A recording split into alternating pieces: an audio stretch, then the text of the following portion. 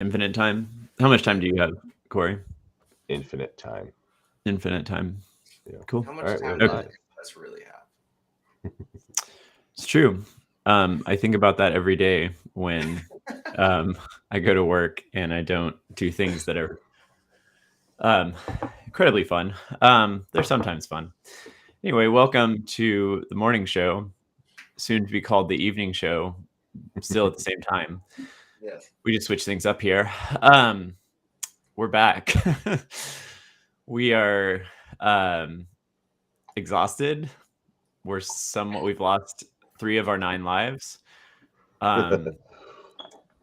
Cameron, so Cameron and I went to LVO, as a lot of I would assume the audience knows from seeing us float around all weekend. But yeah, it was a lot of fun. We met folks from far and wide, including, I think AOS coach was there, and I didn't actually get to chat with him. I was just kind of wandering. Jordan was there with Seasons War. We hung out with Sam. Sam was awesome. Out of LA. He's got what is his nickname again? It's Blackout. Yeah. Blackout. Yeah. Yeah. Anyway, Sam from Tough Crowd. He was really cool. We hung out with Sam a lot. Noah, congrats to Noah, who we were all there witnessing the and congrats to Scooter for really having a twist of a game there. If anybody doesn't know, one fungoid shaman determined the game for the bitter end for Scooter.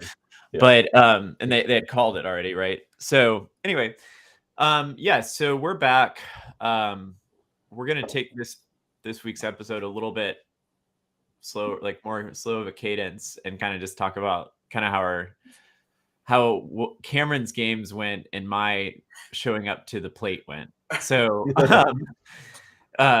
so yeah, and Korey will also chime in on some stuff as well. So yeah, LVO. Go ahead and take it away, Korey. Let us know what we can talk about, because so weekend. We're gonna just assume that our audience has no clue what LVO is. So Las Vegas Open, LVO is the crown jewel event, if you will, of the competitive Warhammer season. It was last weekend. Players from literally all over the country traveled to Vegas to try to win this thing. So Cam and Miles went. They played 5 rounds. They were not fortunate enough to get to play a shadow round and or 3 more rounds. God bless those folks that played 9+ rounds. So I guess, Miles, do you want to quickly recap your list and take us through your round 1? Yeah, certainly. So my list was KO, Cauldron Overlords. Forgive me, people who know stuff about names. It was Gotrek, Ironclad, Rune of Petrification, 3 times 10 Arcanauts, Arcanaut Company, Thunders, and Admiral, and then the engine rigger on Blast Jetpack Suit, whatever that guy is. And a fun fact is, well, we won't get to that. We won't jump ahead. We'll keep it as a cliffhanger. But basically, my first game is the only game that I'll kind of say rolling ones is a real thing. I mean, it turns out you can't win this game if you only roll ones. It's just that there's other games where I rolled pretty bad, but it was just poor decision making on my part. The first game I played against Beastclaw Raiders, I think it was double Stonehorn, double Beastclaw guys. What are the other guys on Stonehorn looking things? Huskars, and then there's one more in there that there's a 5th. Oh, the little guys with this the guys that shut off the Unleash Hell on 6s. Oh, I don't know what that one is. Yeah. The little somebody in the crowd knows it. But anyway, they run in little wolf guys that run in and shut off 6s or make you roll on 6s. Anyway, so so I sent Gotrek up to the middle of the board, and that was the plan, right? Because they can't really do much to him necessarily unless they hit him for 4 turns in a row, which happened. All of everything that I ever rolled, I think, was a 1. And I mean, there was moments where a 4 happened on the dice, and I was really excited. But it was just one of those games, you know, you just kind of like chalk it up to be like, sucks. It's just one of those, like, got in position. What was the first mission camp? It was the 1-3 across, right? It was Idols. Prisons of Idols. Yeah, Prisons of Idols. So picked the right idols, did the right deployment, went for it, set up in the right place, and just battle plan was Presence of Idols, Bob. I think that's you chatting. And so then I set up and I was ready to go, and I was rearing for a good take out a Stonehorn or anything, and 1 wound. So, and that just progressed throughout the whole game. So unlucky on that one, and I hate to be the one, you know, blame dice rolls, right? It's not the most fashionable thing to do, but I think the player that I was playing played really well. There wasn't anything about that. It was just I also just had like a little bit of bad luck there. So that was my first game. Yeah, it was just a little bit of unlucky. I have already thrown away my dice. And really quick fun fact is those were the dice. I made a little trash video for for the grudge grudge stuff, and like 6 or 7 of those dice I had put in the microwave, and like, you know, made the joke like, oh, like they taught me from Tough Crowd to roll 2s, and I threw those out because I was like, I don't want anything to do with these, right? I think there was like a bad luck curse from then on. So that's my the unaffected dice were angered. They were mad. They were sacrifice really of their mad. brethren. So yeah. Anyway, go ahead, Cam. Awesome. That's your run one. So Cam, yeah, what do you play against, and what was your list? So I brought Beck, and I was playing Blister Skin. So I brought an Abhorrent Archregent, a Crypt Infernal Courtier, a Ghoul King on Terrorgeist, and then I ran 3x10 Crypt Ghouls, a 9-man Crypt Flare unit, and then 2 Blood Knight units. And the Flares and the Blood Knights are both in Bounty Hunters, and the rest was in a Battle Regiment. So I was in a 4-drop. You just had a 10-pack of Blood Knights, or were they 2x5? 2x5. Okay, interesting. Which ended up being very, very good. So okay, I was going to say, do you regret that, or do you wish they were? Did you like it? You like? No regrets. No regrets. I think in the new GHB I might run them as a 10 because they're not going to be Bounty Hunters, so they won't be getting all the damage as they used to be. So, cool. Yeah. Game 1 was really good. Not much to say. I mean, I paired into Gits and Flesh Trog heavy, right? Yeah, it was Trog heavy, super Trog heavy. How many Trogs were there? Like 24 Trogs or something. Like there was a lot of Trogs. There's a lot of Trogs. Yeah, there's a lot of Trogs. You know, but Flesh Eater, of course, that's what they want to fight against Trogs or against Gits because they're low bravery. So like my Mortal Wound Screaming was just absolutely shredding things. And I was really being tricksy with my double fight piles. So like he would, you know, put up the screens of little grots, and I hit the screen, killed it with, you know, a bounty hunting unit like the Knights, and then my dragon would pile and fight 6-inch with his 3-inch range, and then pile and fight again. And so like I got all the way to his like backline Loon Shrine turn 1 just because I was just able to like cleave through his like, you know, half of his army. Nice. Then I won the prio, took it, killed more things, and basically had him tabled by bottom of, or top of 2, more or less. Yeah. It was just a complete like clean sweep. It was just like perfect matchup, and you know, dice rolls went my way and stuff like that, especially with the prios. You're gonna have to teach me how to get those good matchups, because I just don't. I don't have matchup luck.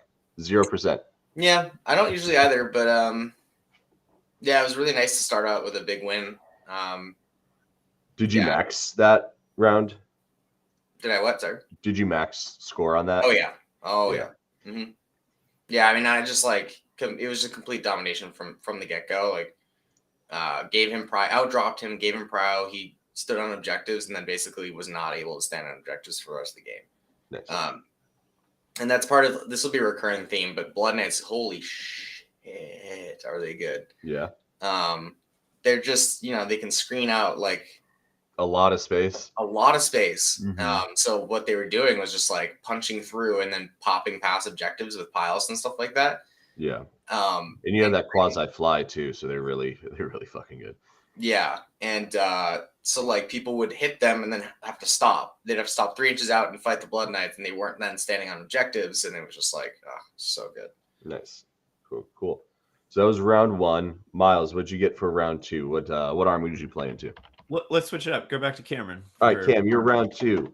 You played against Bloodtooths, I think. I remember that because I was watching.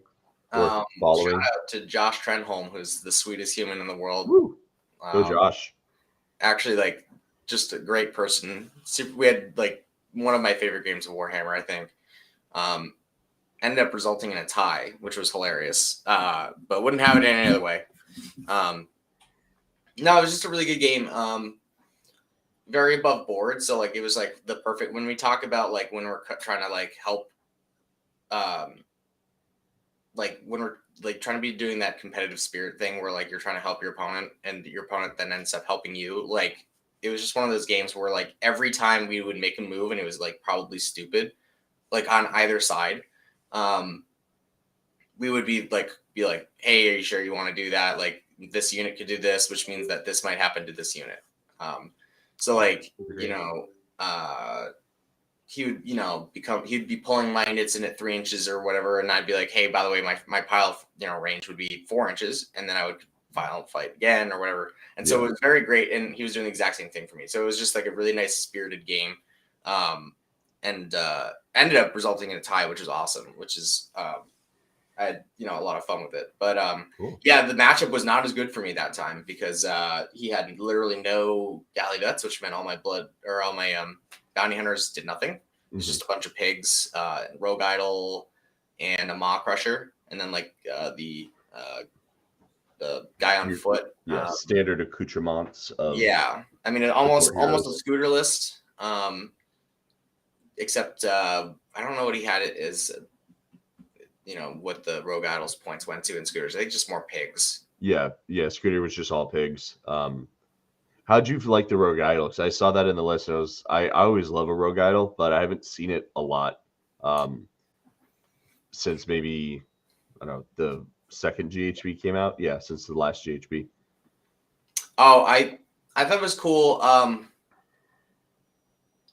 He didn't end up using it all that much, and I was able to kind of corral it to one side of the map because we were playing Prize of Galay, and I was just able to turn on objectives and proving ground them, and so he wasn't able to score primaries for most of it, but he was also able to be doing that pig pinning stuff. So like it was hard for me to go and commit to things, but his thing and his rogue idol didn't end up actually doing all that much like melee. It was there for like casting support. I think I'm sure it did more for him in other missions, but what we were doing was like, I mean, the first 2 or 3 turns were like literally 5 minutes each. Like, because we were like both melee Alpha Strikey armies that both wanted the opponent to commit first. And neither of us had to. So, because turn 1, I outdropped him, gave him top, proving grounded, so he wasn't scoring primaries. So he scored, a battle tactic and then went down 3 points, or two points, I guess. So I was just trying to bleed him points for the rest of the game because like just going up 2 points, is important. But then he was able to then be doing more pinning stuff, and I started dropping points on primaries only, but not on secondaries. So that's how that game ended up being so close. Okay. Yeah. Cool. Nice. Miles, round 2. What'd you play? Round 2. Spoiler alert, it just kind of started going downhill from there. But round 2 appeared into Archeon, and I haven't played the new Archeon. Archeon? Is that his name? Yeah. Big guy. So I thought I was tricksy and put Go Trick and a little group of Arcanauts in front on like a little piece of cover, and then Archeon just went right after him. And I was like, oh shit, I think I got this. Because he went in and, you know, that's like, he's pretty beefy. And he kills the Arcanauts. It was the Prize of Galay, so I think I had him. I was able to kind of like, or somehow, anyway, I think he picked the objective. And he sent the rest of his army, which was not chosen, but who are the like warriors? Guys? Say it again. Warriors. Yeah, the warriors. He had a bunch of warriors, and a bunch of like I think he had the Demon Prince and yeah, Nurgle Demon Prince, a Sorcerer Lord, a Centurion Marshal, and some Iron Golems. So he runs in, and he attacks, kills the Arcanauts. I think it was 24 wounds on him in one activation with Go Trick. Yeah. And I was, or 20, maybe he has 24. I think I put like 21. And I was like, oh shit, I have this. And then, and then it was like, I think it was like his turn because I think I had to go first. And so I moved up. He came in. I put the wounds on him. I was like, fuck yeah, let's go. And he always fights at the top of his bracket or something like that. And I set up, I don't know, the turn order is all funky for me right now, but basically I set up to like take the hit, right? Like do the dirty, right? And so I moved my whole army over to him, like Ironclad bopped over, did everything. And here's where I made my mistake. I talked to myself. So you talked to yourself? I talked to myself. So I did everything right, was all launched, ready to go, rolled my take away the ward roll. He had 6 wounds left. I do remember that. He had 6 wounds left. However, you guys math that out, right? 6 wounds left.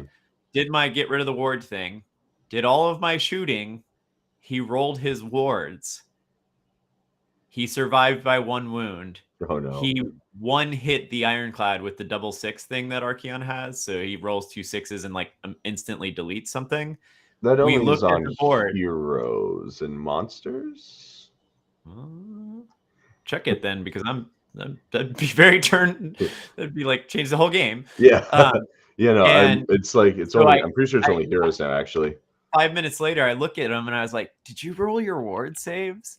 And he was like, "Yeah." I was like, "You never told me anything about wards going off." And I was like, "I totally did." And I think there's a debate about this in my head. Did I say, like, I rolled it and then I think I said it in my head and I just didn't say it out loud, which is a typical Miles thing to do. So anyway, he survived on 1 wound, killed the Ironclad, killed Gotrek in the same turn, and I was just like, which is gone. And he still had Archeon. He still had all the other stuff. I tried to claw my way back. Purely like, I mean, I almost think I did say it out loud, and I think it just got caught up in miscommunication. You gotta get tokens. Yeah, that's something. Exactly I don't know. Even if you don't say it out loud, you put a token next to him, and you go. Yeah.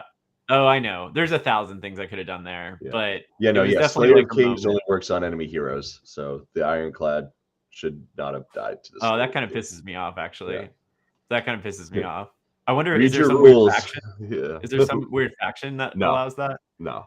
I mean, that was like a turning event. Like he rolled it, Ironclad's done. There's 490 off the board, 480 for Gotrek right after that. So, yeah. So whatever. Gotrek, did he put the Demon Prince into Gotrek? Bob, no such thing as too many tokens. Very true, Bob. Yeah, there is what's that? Too many tokens, but we'll get into that. Did he use the Nurgle Demon Prince to turn off Gotrek's ward? No, he didn't even like. He went this is like the story of all my games. All my games were winnable. Did I win them? No. You won one of them. Did I even almost not win the one I did win? Yes. But I like in that case, like purely he sent his whole army the opposite way, and then Archeon towards the thing he shouldn't have sent Archeon towards, and I still lost because I was like, shit. It was just, I don't know. It was just a little bit of bad luck, a little bit of silliness on my part, and I think I said it out loud. Yeah. Anyway, so that's my game. I lost. I got kind of demolished after that, and like demolished. Fun. Nice guy, really nice guy. He, super enjoyable match. It was just a little bit it was sad face. It was like, wow, no, this sucks. I had everything I planned. I did all the plans, and then none of the plans worked. Yeah. So well, anyway, you can't. Yeah, if your opponent does a thing that's not supposed to be done, then you can't really do too much about that. But yeah, the Thunders. Korey just said 2 thoughts of Thunder is because he's an asshole. But the Thunders got whipped up by the Warriors like the next turn. So they did like 3. They killed like 2 in the Unleash Hell, and then they just like got extinguished. So I feel like you are too aggressive with your KO. Like just like certainly, yeah. Watching you play against Cam that one time. Yeah, well, it worked, but yeah, that's the gamble with it. When I do that, so I do like a mortal wound list where it's like everything possible to tap mortal wounds. I do. That's when I'm aggressive. I've been more cagey lately, and I think I would argue that I've been maybe too cagey. Like some turns I'll only do 1 damage, and it's like, well, that's not good. Yeah. It is a. I win a lot with my KO. It's hit or miss. There's some things that happen, and I just screw it up. So, anyway. That was my second game, and then third, I'll take over because what's your third?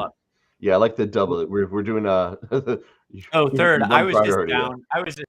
I was just down and out at that point. I was just like, because I just that game really hit me, and so I went into Gits, and you should, I don't know, like these day and age, you should beat Gits, but well, not anymore.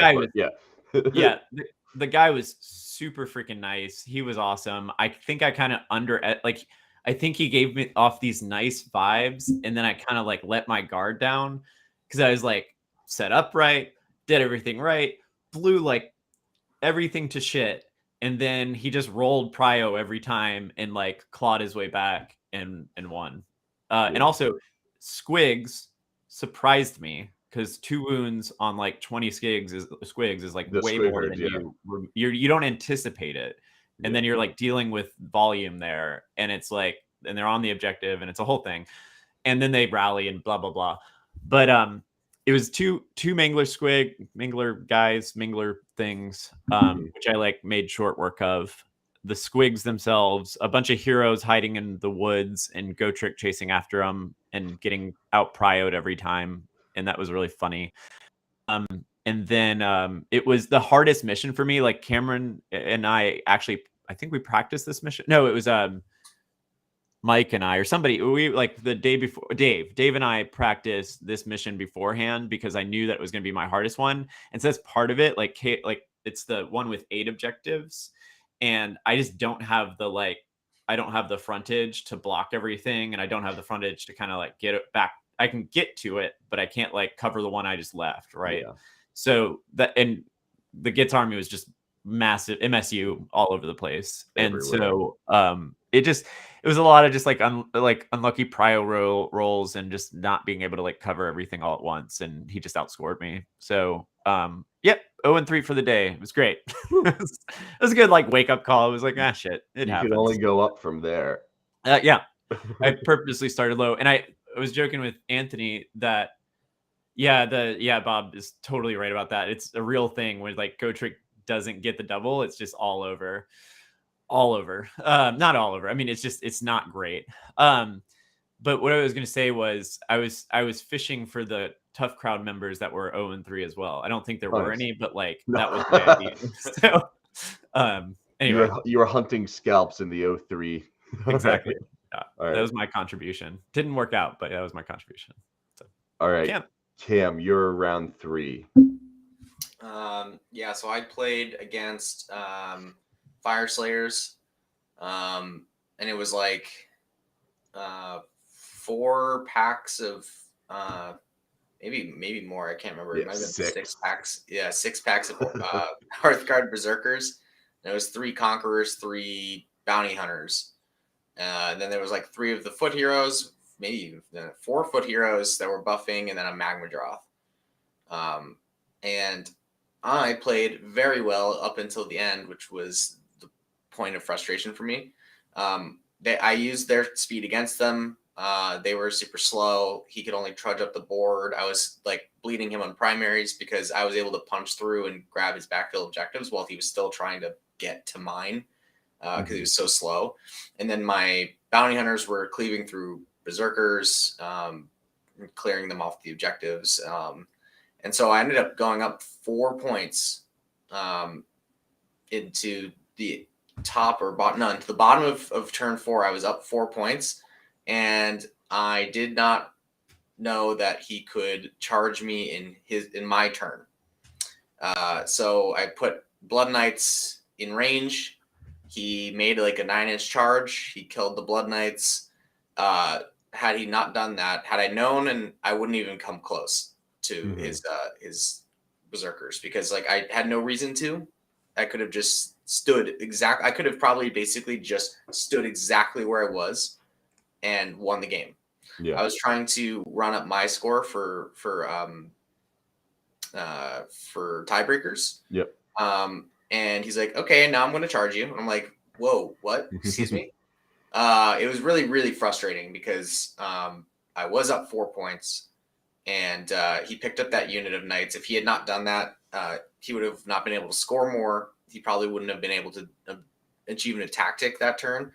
And I would have scored more, and I would have gotten my grand strat. It was literally a 5-point swing.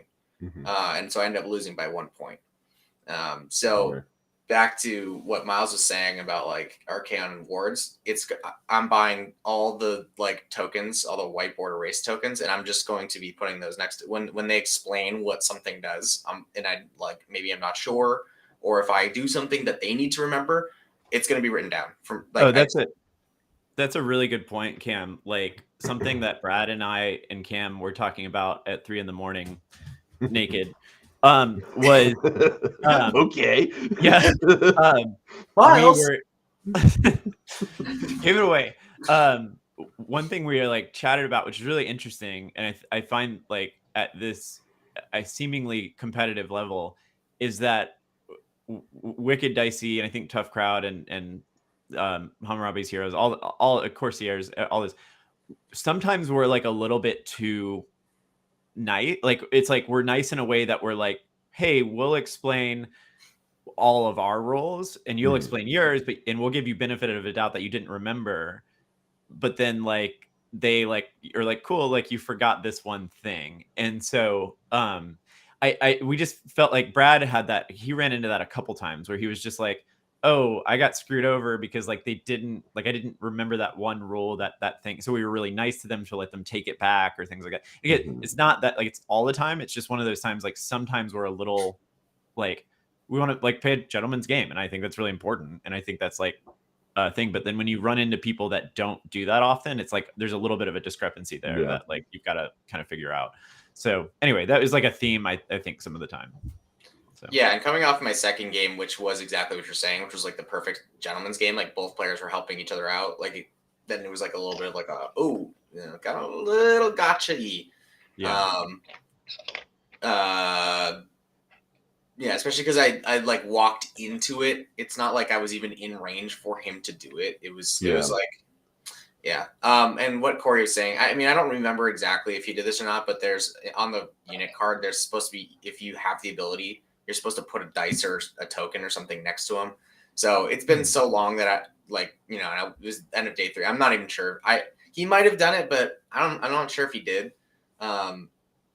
So, you know, I just walked into it, unfortunately. Like that was my game, and just, you know, a little bit of lack of knowledge of how the army played and ended up losing it, which is unfortunate.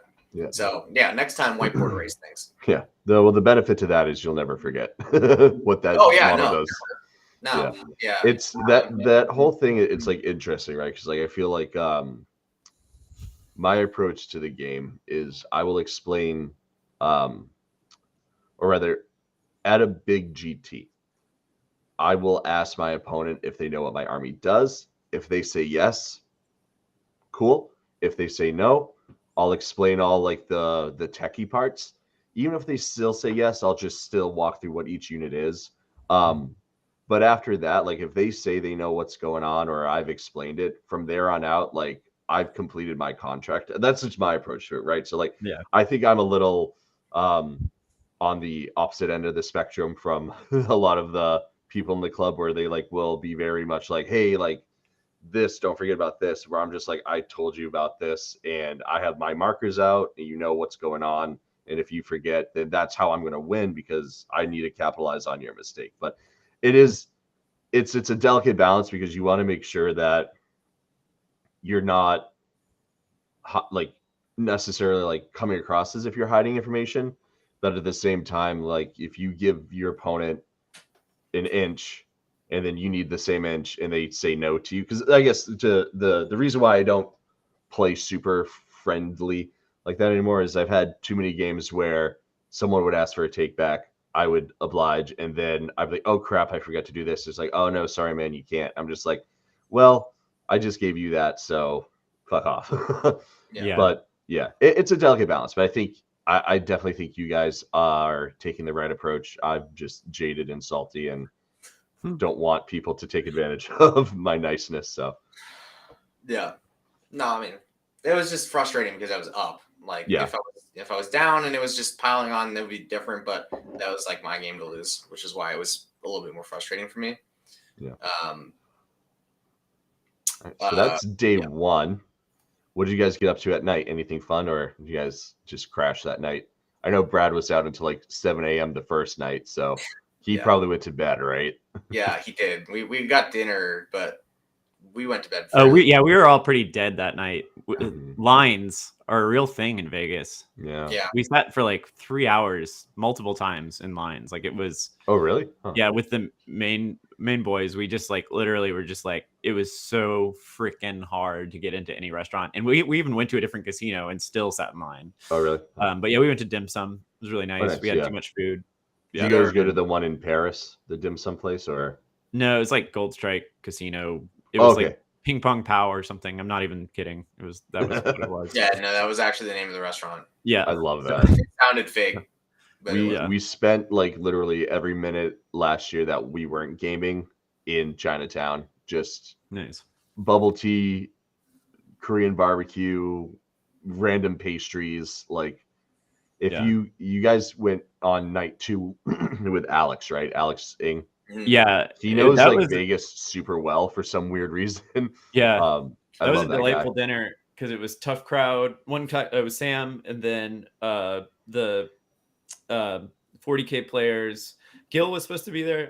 I don't know where Gil was, but and then the AOS players. It was just really nice in Maine. So it was just like it was a delightful like gathering of champions or something. I don't know. And that's awesome. I love the Maine boys. I wish we were all closer and could see each other weekly, but it makes it more special when we do see them. Yeah. Cool. Awesome. So let's see. Round 4, day 2. Bright-eyed and bushy-tailed. You got some good sleep. Let's see who's up. I guess Cam. Go. I played against Nurgle, and my opponent was very friendly. He was like, "Hey man, if I make mistakes, I'm really sorry. I just like slept for like 3 hours," because he's like, I just woke up at 3 for some reason and like didn't get back to sleep. So he was partying. He was. Is that code word for partying? Maybe. I think so. Yeah, I woke him at 3 in Vegas. Yeah. No, he was like, I don't sleep well in hotels or something like that. So, yeah, which is likely story. Now I did really well. I honestly played really well throughout the entire LVO, which I was really happy about. But yeah, I mean, he had like Be'lakor, he had Bloab, and the fighty one, Orgot. I never remember that guy's name. And he had 6 Beasts of Chaos, or Beasts of Nurgle, I mean. And like the little sloppy Biopiper on a snail. Forget his name. Horticulus.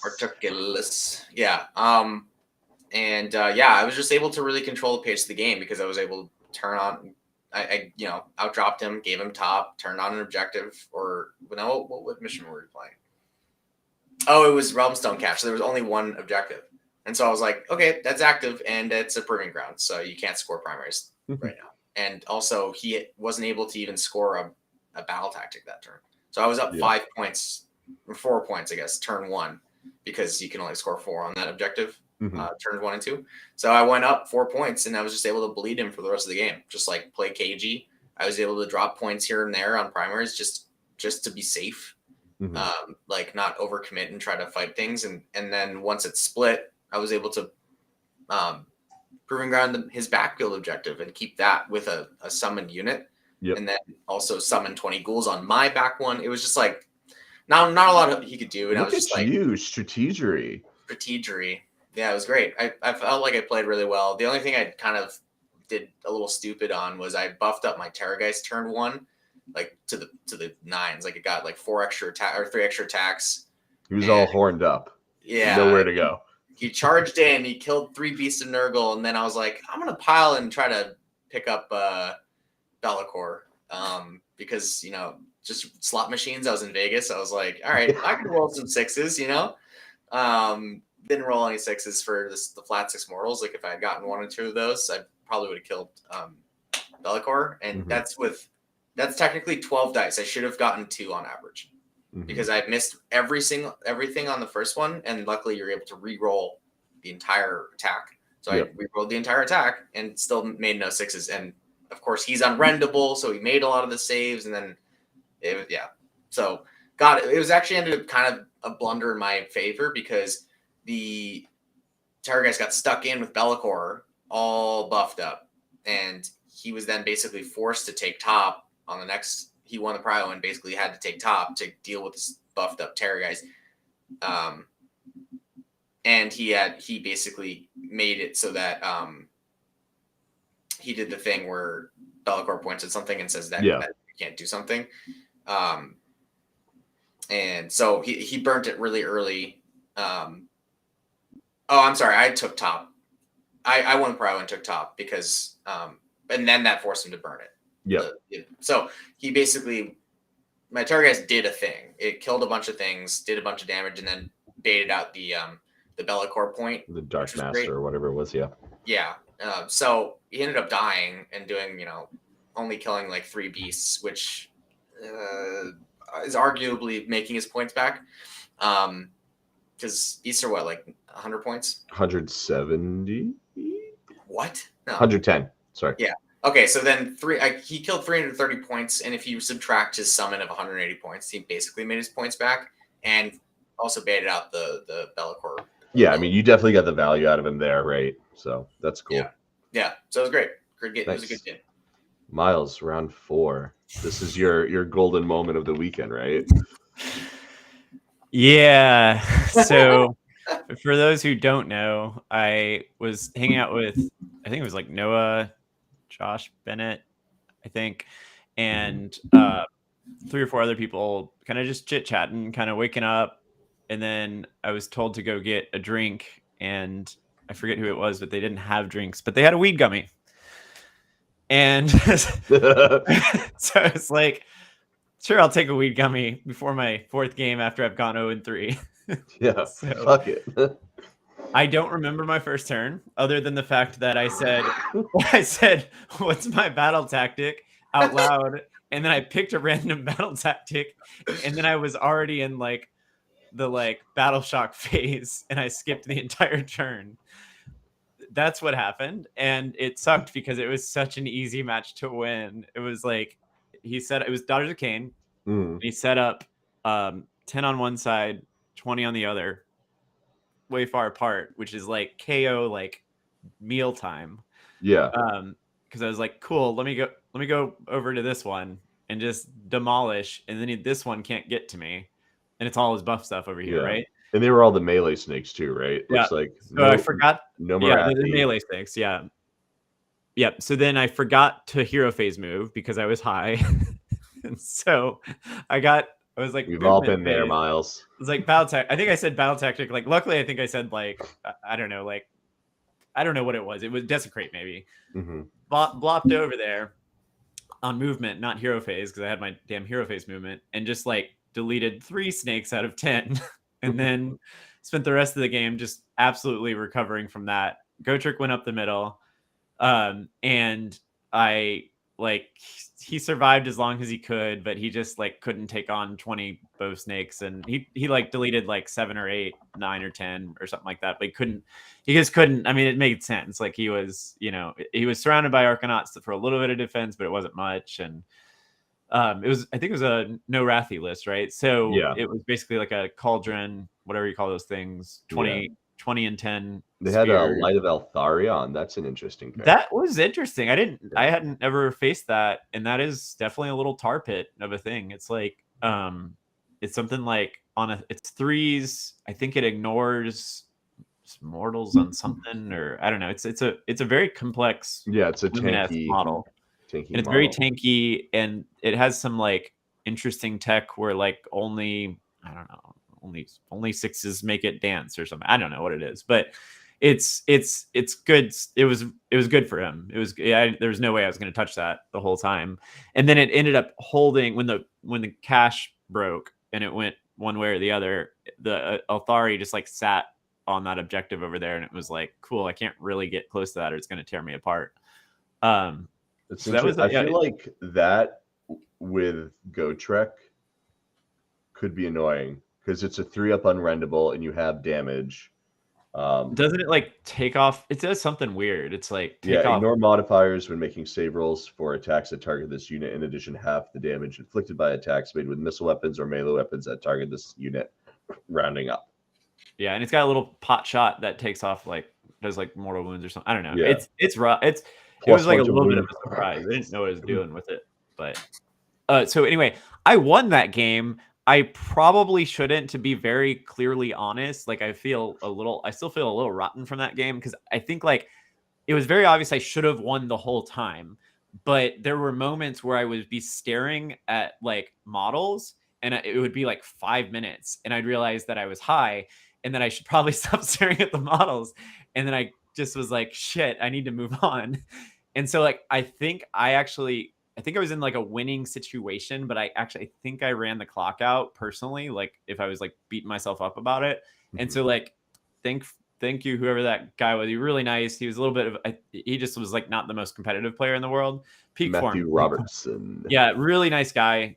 I mean, he kind of like gave it to me at the end, but like, to be honest, like I was definitely in a winning situation, but like it was a little debatable that my like brain had actually run out the clock or not. But yeah, there was like a moment, I think I was like staring at the Althari and I was like, man, that's a really interesting model. And I was like, why is this so interesting? This guy's really interesting. Like, and I'd be like, oh, battle tactic. I gotta do battle tactic. Yeah, so I got my first win.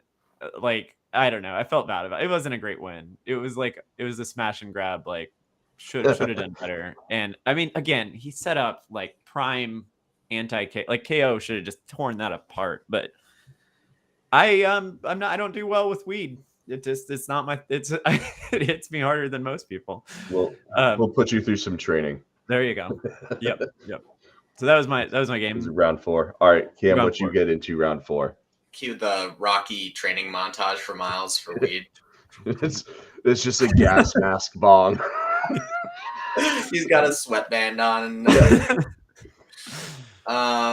Yeah, round 5. I played against Giants. Round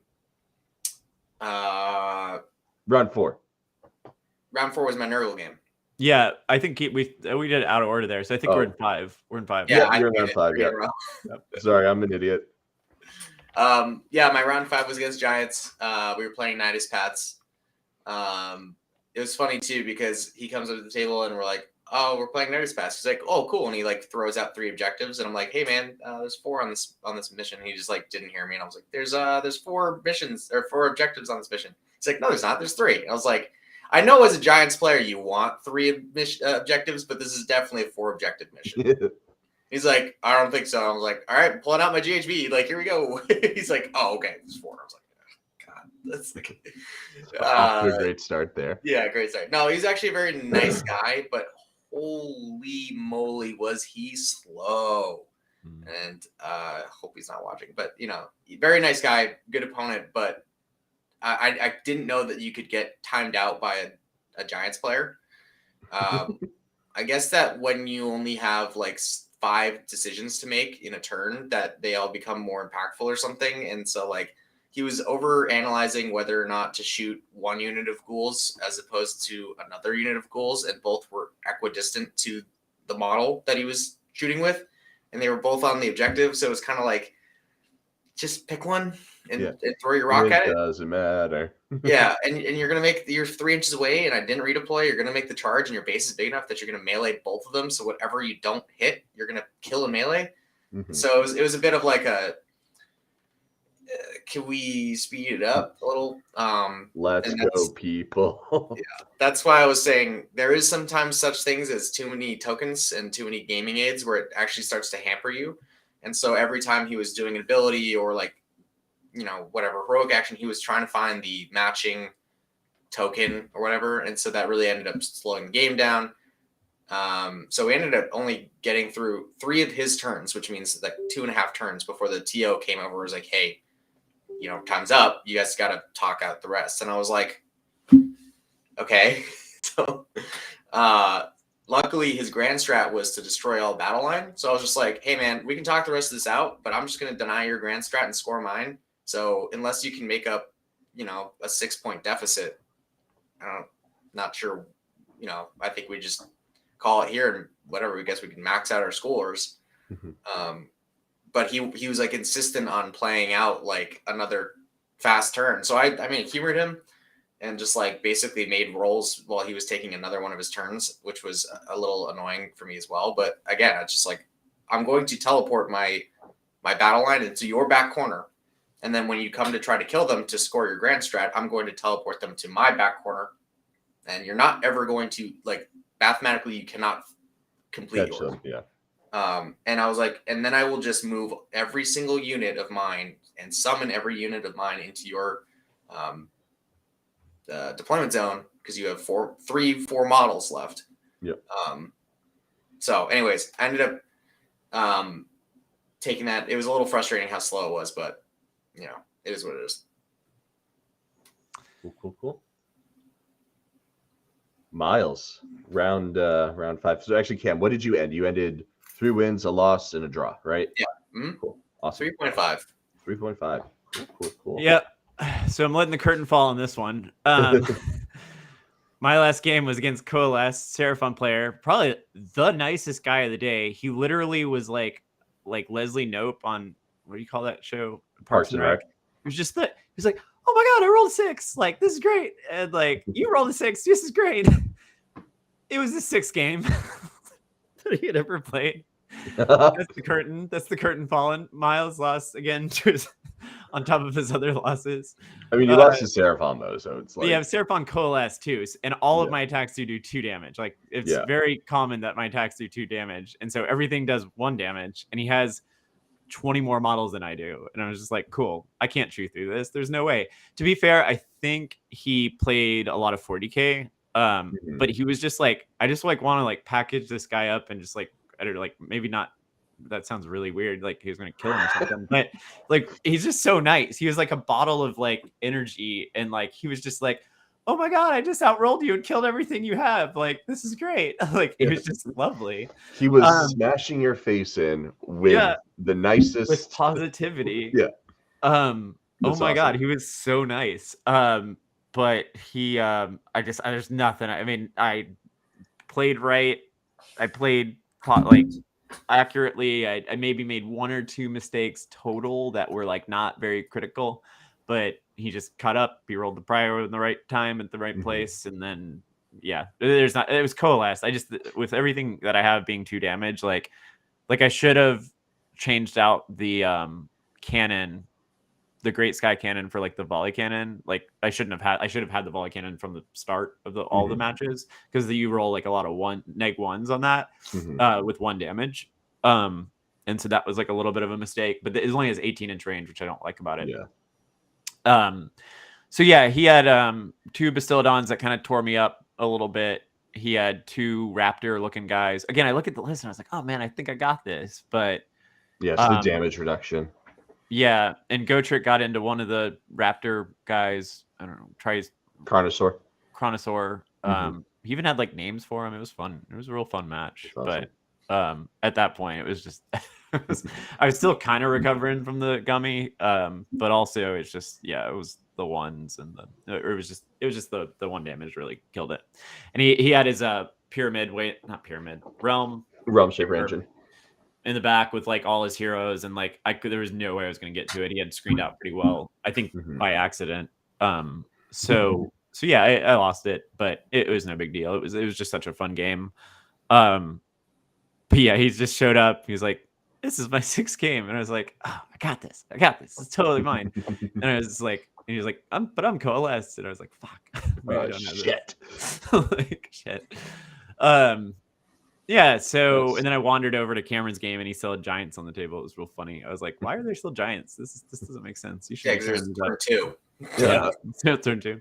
Well, there you go. So yeah, that was our recap. That was our thing. The Las Vegas Open recap. Real quick, I'm gonna recap Brad's games. He won a couple, he lost a couple, and then he was like, "Fuck it, I'm going to Vegas." And so I think it was like 2 and 2, right? 2 and insert number that's not a number, because I think he was just like, "I'm gonna go get drunk on the strip." Yeah, I which is lovely. He dropped after round 4, I think. Yeah, he was just like, "This isn't gonna work." But to be fair, Brad was in a predicament because he had scheduled his plane flight to leave out Sunday, as opposed to most folks had like a Monday flight. So it was one of those like, let's just go have some fun. We flew 7 hours. Like, that flight was brutal. Like, Cameron and I were like zombies day 1, day 2. You guys have a connecting, or did you fly direct? We had a connecting. Never again. No. Yeah. I have 2 rules when I travel. Number 1 rule, I only fly direct. Number 2, the bathroom at the place I'm staying at has to be nicer than my bathroom. Well, yeah.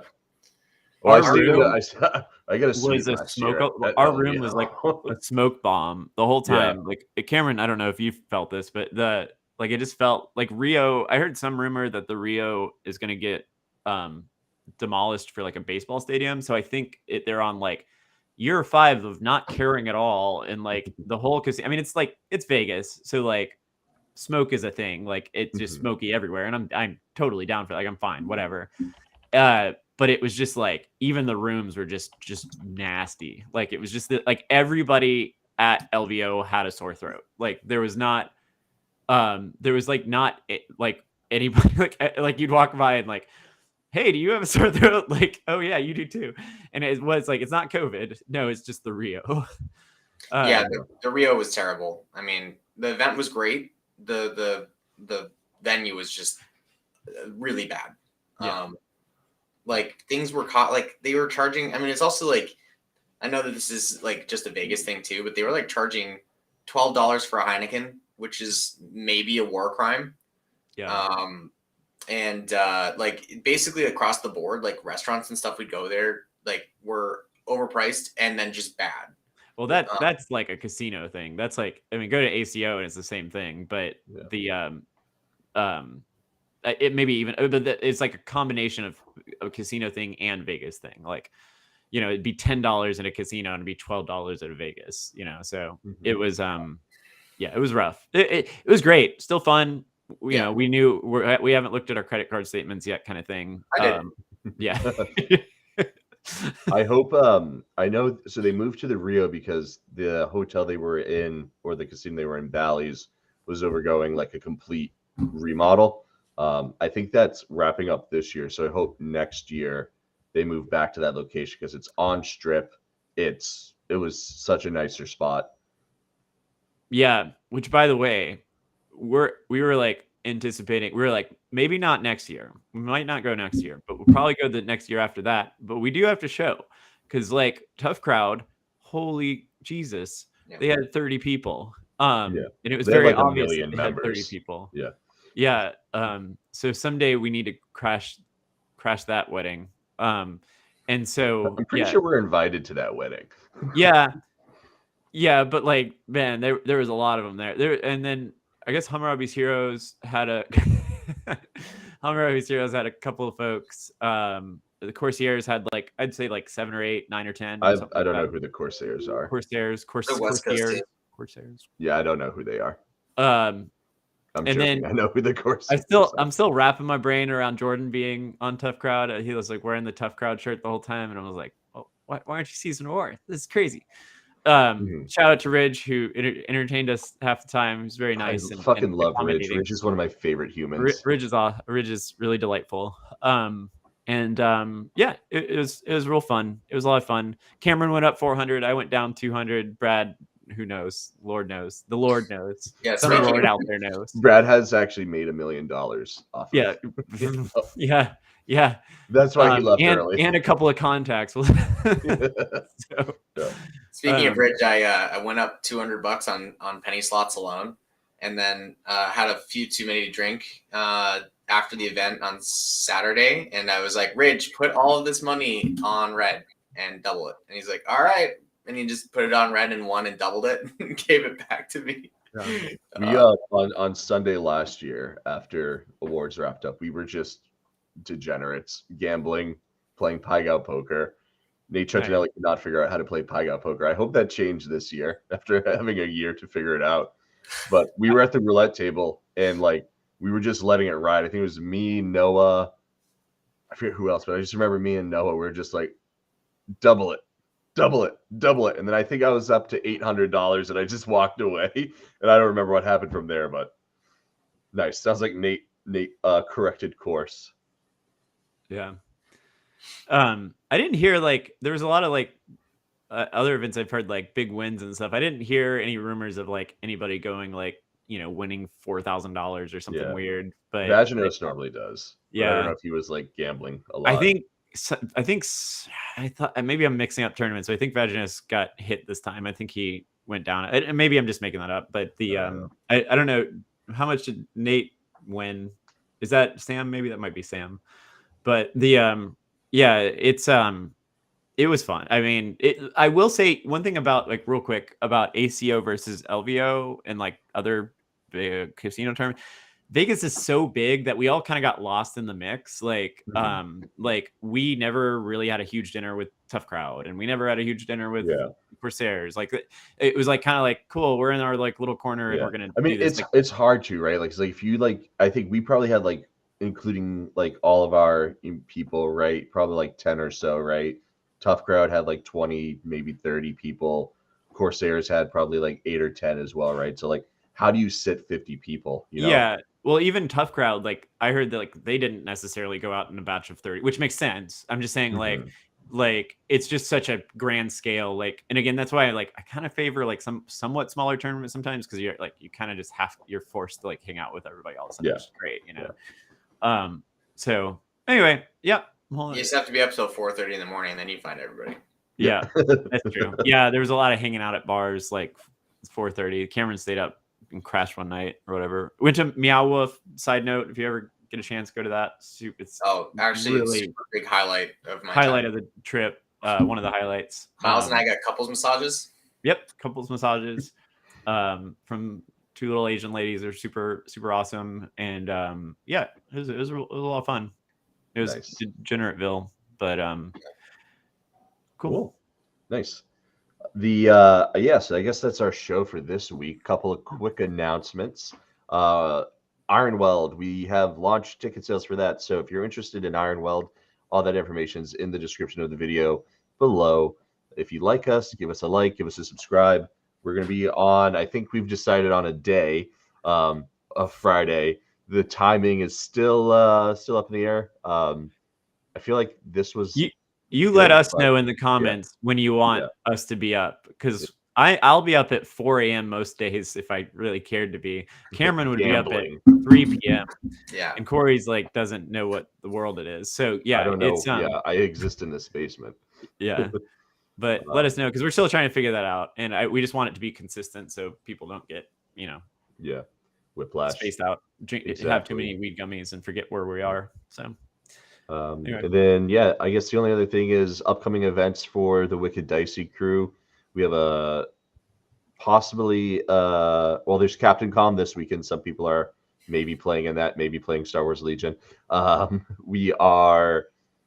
February 25th at Pandemonium, hosted by the Harvard Art Boys. and then we're showing up in force March 11th at Alpha Omega. Yes, So- and Golden Sprues this weekend for a couple of folks that are Golden going Sprue, to that. I think Tyler. I'm mixing it up. And Bussy, Travis as well. Travis, yep. And there's like one Ryan. more. Yeah, Ryan is as well. Yeah. So yeah, if you're at Golden Sprue, come say hi. If you're not, I really liked Golden Sprue. I'm not gonna make it this year because I'm just beat to hell right now. But well, it's just it's the timing of it, right? Like back to back against LVO. Like even if they push it out one more week, right? It would have been everybody would have gone. Yeah, I would have gone. Everybody would have gone. Yeah, Golden Sprue folks who are like randomly come in right now at this 5-minute mark at the end of the thing, like change your damn weekend. That was way too much. No, normally they're in the beginning of January, and that's perfect because it's like a LVO primer, but it's all good. Cool. All right, that's the show, folks. Thanks all. Bye. Cheers.